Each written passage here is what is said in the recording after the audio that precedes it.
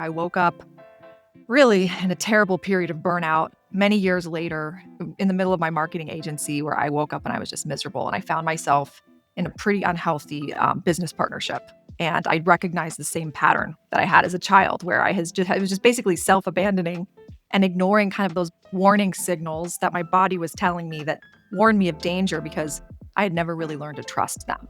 And I remember I had an executive coach at the time, and she asked me once, she said, "Nicole, do you ever spend time with yourself?" And I remember laughing. I remember thinking, like, what would I do? What would I do with myself? Like, it didn't make sense to someone like me who is just very much focused on do, go, achieve, accomplish, fight. That was my MO. And so I remember she's like, "What if you just spent time with yourself?" And I was like, "What would I do?" And she's, "What if you just did nothing?"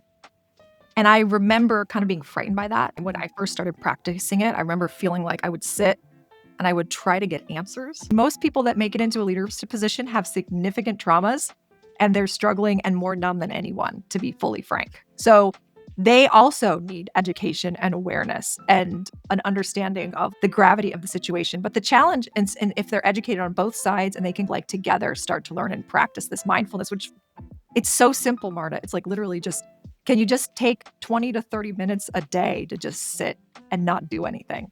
Like, it's basic. It's not like rocket science. No. But is it simple? Yeah, I mean, yeah.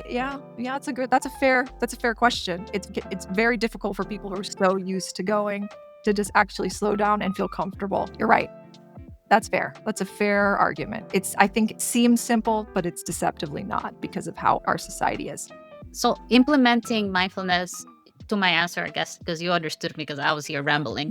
Just implement mindfulness in both ends would close the gap to a point where the work environment naturally will be healing itself.